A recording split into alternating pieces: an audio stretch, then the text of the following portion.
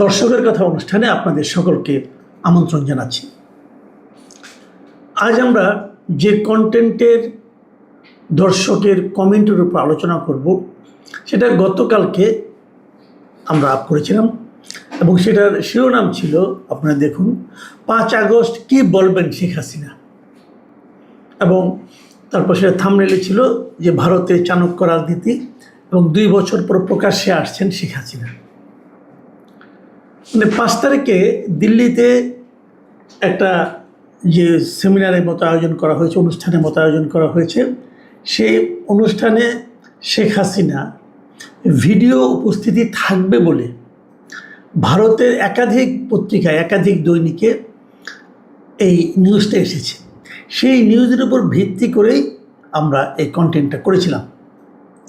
এরই মধ্যে অবশ্য কেউ কেউ বলছেন যে উনি ভিডিওতে আসবেন না, বরং ওনার অডিও শোনা যাবে। কি হবে কি না হবে এটা আমিও জানি না, আপনারাও হয়তো জানেন কিনা আমি জানি না, কিন্তু আমি যতটুকু তথ্য বিভিন্ন স্বীকৃত মিডিয়াতে পেয়েছি, কেবল তার উপর ভিত্তি করে আমি এই কন্টেন্টটা করেছি। অনেকে নানা রকম কথা বলছেন, তাকে নাকি কি বলেছেন, ভারতের কোন সাংবাদিক নাকি বলেছেন, হতে পারে এরকম, আমি জানি না। তারা বলেছেন যে উনি অডিওতে আসবেন, সেটাও হতে পারে, কিন্তু আমি ওরকম একজন ব্যক্তির উপর নির্ভর না করে আমি একটা মিডিয়ার উপর নির্ভর করেছি। দ্য ইন্ডিয়া টুডে আছে, এখান থেকে একটা, দ্য হিন্দু আছে। দ্য হিন্দু তো খুবই গুরুত্বপূর্ণ মিডিয়া ভারতে, তো সেগুলোতে যা লিখেছে তার উপর ভিত্তি করে আমি এই কন্টেন্টটা বানিয়েছিলাম গতকালকে, এবং এর উপর বেশ কিছু কমেন্ট এসেছে। এবারে কমেন্টগুলি এমন যে এটা নিয়ে আসলে খুব বেশি কিছু বলার হয়তো থাকবে না, যেগুলোতে বেশি মন্তব্য করার নাই সেগুলো আমি কেবল পড়েই যাব, তারপরে যতটুকু সম্ভব আলোচনা করব। প্রথম যে মন্তব্যটা পড়ব সেটা লিখেছেন রাব্বি এক্স আহমেদ। তিনি লিখেছেন, দালাল নাম্বার 1 মাসুদ বাটপার কামাল। কি বুঝলেন ভাই? এখান থেকে কিছুই বুঝবেন না। মানে ওনার ইচ্ছা হয়েছে মনের মাধুরী মিশিয়ে উনি আমাকে একটু গালি দিয়েছেন। কি গালি দিবেন বুঝতেও পারছিলেন না, এই জন্য একবার বাটপার, একবার দালাল, যা বলা বলেছেন। আমি এটা পড়লাম কেন? হয়তো বলবেন যে এটা না পড়লেও পারতাম। আমি পড়েছি এই কারণে যে বেশ কয়েকটা কমেন্ট একটা থেকে, আমি কিন্তু এক জায়গা থেকে নিয়েছি, একই কন্টেন্ট থেকে নিয়েছি। দেখেন, একই কন্টেন্টে এক একজন এক এক রকম মন্তব্য করছেন, কাজে সেগুলো সম্বন্ধে একটা ধারণা দিয়ে পরে আমি আমার ব্যাখ্যাটা করছি। এরপর একটা লিখেছেন ইদ্রিস আলী। তিনি লিখেছেন, হাসিনা বলবে, মাসুদ কামাল তুমি তোমার কাজ চালিয়ে যাও, তোমার ভবিষ্যৎ আমার হাতে। আমি ভাই এই কথার সঙ্গে একমত না, এই কারণে যে ভাই আমার ভবিষ্যৎ কারো হাতে না। কেউ কারো ভবিষ্যৎ ঠিক করে দিতে পারে না, কোনো মানুষই পারে না। কাজে শেখ হাসিনা তো একজন মানুষ, তো ওনার হাতে আমার ভবিষ্যৎ কীভাবে হবে? যেখানে ওনার নিজের ভবিষ্যৎই ওনার হাতে না, উনি অন্যের ভবিষ্যৎ কীভাবে দেখবেন আমি বলতে পারবো না। এটা হলো এডুকেশন অ্যান্ড জব নিউজ, মানে একটা প্রতিষ্ঠানের নামে এটা এসেছে। সেখানে উনি লিখেছেন, মাসুদ ভাই, শেখ হাসিনা ক্ষমতায় আসলে আপনাকে শেখ হাসিনার তথ্য উপদেষ্টা বানানো হবে। আওয়ামী লীগের এই দুঃসময়ে আপনারও আনিস আলমগীরের অবদান কোনোদিনও ভোলা যাবে না। যাই হোক, এগুলো তো পড়লাম এই কারণে একটা ধারণা পাওয়ার জন্য লোকে কে কি বলছে। এটা লিখেছেন 1 2 3 4 5 6 7 8 9 10 11 12 13 14 15, এটা হলো নাম। উনি লিখেছেন, কাপুরুষ হয়ে শেখ হাসিনাকে নিয়ে ভিডিও বানান কেন? পান্না ভাইদের মতো সাহসী হতে পারবেন না? দেখেন ভাই, আমার এই ভিডিওটাকে আপনার কাছে কাপুরুষিত মনে হয়েছে। মানে আমি যা লিখেছি এটা উনি মনে করেছেন যে আমি শেখ হাসিনার বিষয়ে ভিডিও বানাতে যে অতটা সাহস দেখাতে পারিনি। পান্না ভাইদের মতো সাহসী হতে বলেছেন। পান্না অবশ্যই সাহসী, কোনো সন্দেহ নাই, আমাদের খুবই ক্লোজ, কিন্তু প্রত্যেকটা মানুষ তো যার যার মতো, তাই না? ওনার একটা স্টাইল, আমার আরেকটা স্টাইল। আর যদি সাহসের কথা বলেন তাহলে আপনাকে বলি, আপনি তো নিজের নামটা লেখার পর্যন্ত সাহস পান নাই, 1 2 করতে করতে 15 পর্যন্ত চলে গেছেন, কিন্তু নিজের নাম লেখার সাহস পান নাই।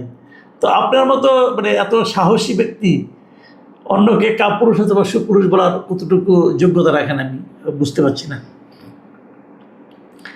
এটা লিখেছেন মাহবুবুল আরেফিন। তিনি লিখেছেন, একটা ঘৃণিত খুনিকে নিয়ে আপনি কন্টেন্ট বানান, এটাই আমাকে অবাক করে। এক সময় আপনাকে ফলো করতাম, কিন্তু এখন আর করি না।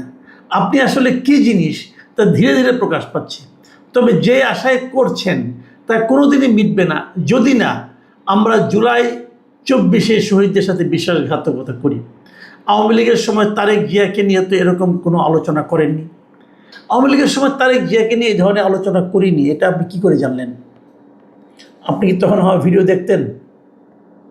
আমি একাধিক ভিডিওতে, একাধিক প্ল্যাটফর্মে, একাধিক টেলিভিশনে আমি এটা বলেছি যে তারেক রহমানের উপর যে এম্বার্গো দেওয়া হয়েছে আদালতের মাধ্যমে, যে তার কথা প্রচার করা যাবে না, এটা অগণতান্ত্রিক। একাধিকবার বলেছি। আপনি দেখেননি আপনার লিমিটেশনস, তা আপনার এই সীমাবদ্ধতা সেটা আমার উপরে চাপাচ্ছেন কেন ভাই? মহসিনুল কবির লিখেছেন, সবসময় সরকারকে সতর্ক করার জন্য বক্তব্য দেন আপনি। দেখেন, এটা কিন্তু আবার উল্টা। এতক্ষণ কিন্তু আওয়ামী লীগের পাচাটা ছিলাম, এখন উনি বলতেছেন আমি নাকি সরকারকে সতর্ক করে দিই, সরকারকে হেল্প করছি, মানে আমি আসলে বিএনপির লোক আর কি, এটা উনি বলার চেষ্টা করছেন। আমি বিএনপির কিনা যাই না সেইভাবে আলোচনা যাচ্ছি না। আমি খালি একটা কথা বলি, আমি যদি কাউকে সতর্ক করে দিই তো সমস্যাটা কোথায়? ধরেন একটা লোক গর্তে পড়ে যাচ্ছে, তাকে আপনি বলবেন না ভাই সামনে গর্ত, পড়ে যাবেন, সে আপনার শত্রুও হোক অথবা মিত্রও হোক, আপনি একজন লোককে বিপদে পড়তে দিবেন কেন? তো আমি যদি সরকারকে সতর্ক করি, এতে অন্যায়টা কী করেছি ভাই? কিন্তু সেটা ব্যাপার না। ব্যাপারটা হলো, আপনি দর্শকদের বলছি, দেখুন এখানে কিন্তু আবার উনি মনে করছেন আমার এই কন্টেন্টের মাধ্যমে যে আমি গভর্নমেন্টকে সতর্ক করে গভর্নমেন্টকে হেল্প করছি। এবার দেখুন আরেকটা পড়ি, সদাশিব ভট্টাচার্য। উনি লিখেছেন, মাসুদ কামাল আপনি গুপ্ত জামাত, সেটা আমরা বুঝে ফেলেছি অলরেডি, এবার বুঝুন। এবার উনি আমাকে জামাত বানিয়ে দিয়েছেন, তো গুপ্ত। প্রথমে আওয়ামী লীগ ছিলাম, তারপরে বিএনপি হয়েছি, এখন আবার জামাত হচ্ছি। ভিপি দুলাল বর্মন তিনি লিখেছেন, সাহসী উপস্থাপন, ধন্যবাদ মাসুদ কামাল ভাই। আমি এই যে 8টা কমেন্ট পড়লাম, এখানে কি বুঝলেন? কেউ বলছে আমি আওয়ামী লীগের লোক, কেউ বলছে আমি বিএনপির লোক, কেউ বলছে জামাতের লোক, আবার এই দুলাল বর্মন সাহেব বলছেন যে আমার উপস্থাপনা বেশ সাহসী হয়েছে, মানে আমি সাহসী লোক। ভাই এগুলি, এই যে ভিন্ন ভিন্ন মতামত, যার যা মনে হয়েছে সেটা সেভাবে সে বলেছেন। আমার কারো বক্তব্যে কোনো আপত্তি নাই। আপনার যেটা মনে হবে আপনি তো সেটাই বলবেন, তাই না? আপনি তো বানায় বানিয়ে বলবেন না, সব আমাকে খুশি করার জন্য বলবেন না। কিন্তু আমার খালি একটাই আপনাদের কাছে আবেদন, সেটা হলো যে নিজের মতের সঙ্গে না মিললেই একজনকে গালাগালি করবেন না প্লিজ।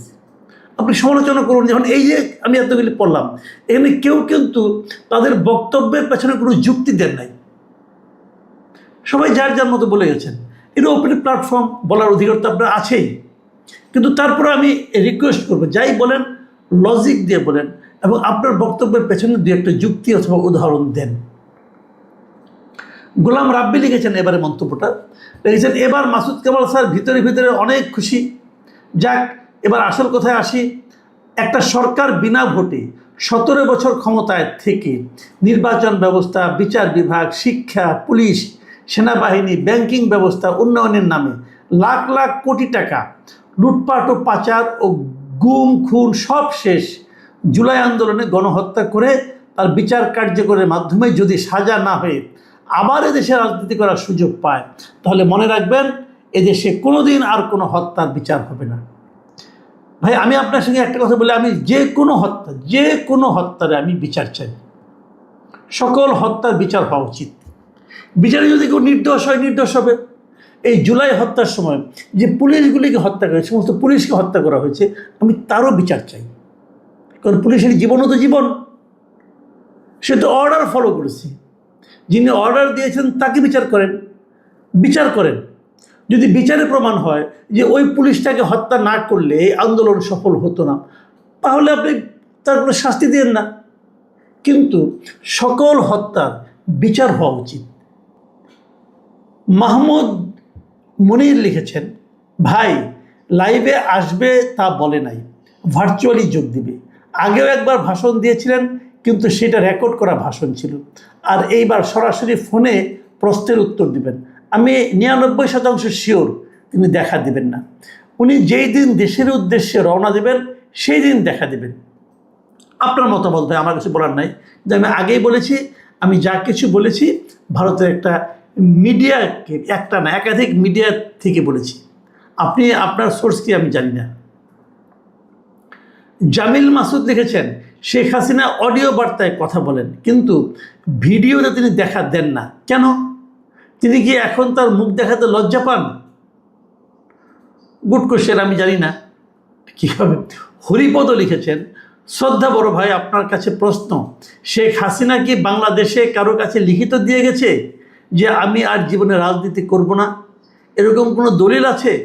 তাহলে সে কেন কথা বলতে পারবে না?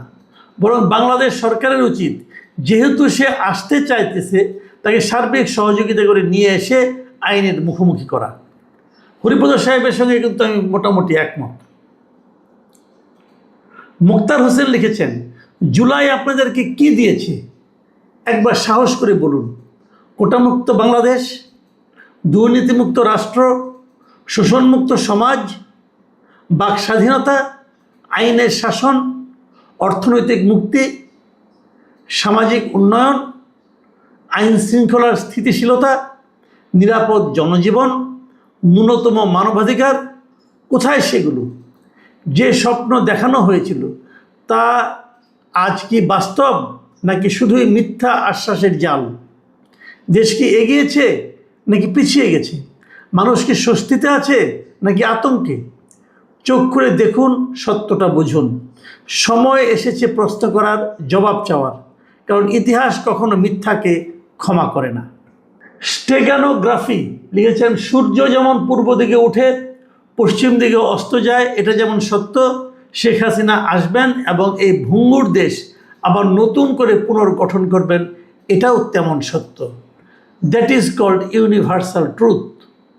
নাসরিন ইসলাম লিখেছেন, দেশ সবার, শেখ হাসিনা ও বাংলাদেশ, ওনার সরকার পরিচালনায় ভুল থাকতেই পারে। বিএনপি এরশাদ আমলের সরকার পরিচালনায় ভুল ছিল, তাই বলে ইউনুস বাটপার মব সৃষ্টি করে ওনাকে দেশ থেকে বাধ্য করবেন, এটা কোন শয়তানি? একটা নিরপেক্ষ নির্বাচন হোক, দেশের মানুষ রাজনৈতিক নেতার বিচার করবে, রাজনৈতিক দলের ভবিষ্যৎ নির্ধারণ করবে ভোটের মাধ্যমে। আর জুলাই আগস্ট হত্যাকাণ্ডের সঠিক তদন্ত হোক, অনেক কিছুই বের হয়ে যাবে। দেখুন, এখানে একটা কথা আমি বলি, ইউনুস সাহেব কিন্তু শেখ হাসিনাকে দেশ থেকে বাধ্য করেন নাই। শেখ হাসিনা দেশ থেকে করার পরেও 3 দিন পরে ইউনুস সাহেব এসে দায়িত্ব নিয়েছেন। ইউনুসকে আপনারা পছন্দ করতেই পারেন, কিন্তু যে দায়টা তার না সেটা তার উপর দয়া করে চাপাবেন না। বন্যা আক্তার লিখেছেন, শ্রদ্ধেয় সাংবাদিক মাসুদ কামাল ভাই, দয়া করে বলবেন কি ফ্যাসিস্ট শেখ হাসিনা চলে যাওয়ার পর আমরা কি কি সুবিধা পেয়েছি, আগের চাইতে কোন জায়গায় আমরা উন্নতি করেছি? যে এই প্রশ্নটা আপনি করতেই পারেন।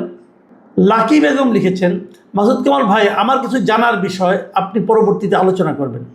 বর্তমান প্রধানমন্ত্রী তারেক রহমান, উনি যখন দণ্ডপ্রাপ্ত হইয়া ও বিদেশের মাটিতে বসিয়া রাজনৈতিক কাজকর্ম করেছেন, হাসিনা কেন পারবে না?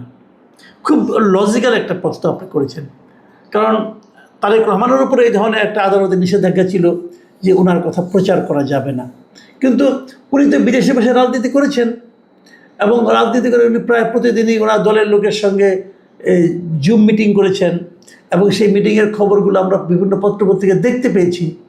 কাজে আপনি যদি এই প্রশ্নটা করেন যে তাহলে শেখ হাসিনা কোনো পারবে না, এই প্রশ্ন কিন্তু একেবারে যথার্থ প্রশ্ন, কিন্তু এই প্রশ্নের উত্তর কে দিবে সেটা অবশ্য ভাই আমি বলতে পারবো না। এটা একেবারে শেষ কমেন্ট। এই কমেন্টে লিখেছেন আহসান হাবিব। তিনি লিখেছেন, আসসালামু আলাইকুম মাসুদ কামাল স্যার, আমার নাম সুমন, পর্তুগাল থেকে আমি নিয়মিত আপনার কন্টেন্টগুলো দেখি, দয়া করে আমার কমেন্টটা একটু পড়বেন, আমি খুশি হব। অনেক ধন্যবাদ আহসান হাবিব সাহেব। আর প্রিয় দর্শক, আপনারা দেখেছেন তো একজন বিদেশে অবস্থানরত একজন ব্যক্তিকে খুশি করা কত সহজ। আমি কেবল তার কমেন্টটা পড়লাম, এতে উনি খুশি হবেন বলে জানিয়েছেন। আমি আশা করি এরকম আরও অনেককে খুশি করার সুযোগ আমি পাবো। আপনারা ভালো থাকবেন, এখন এই পর্যন্তই। আল্লাহ হাফেজ।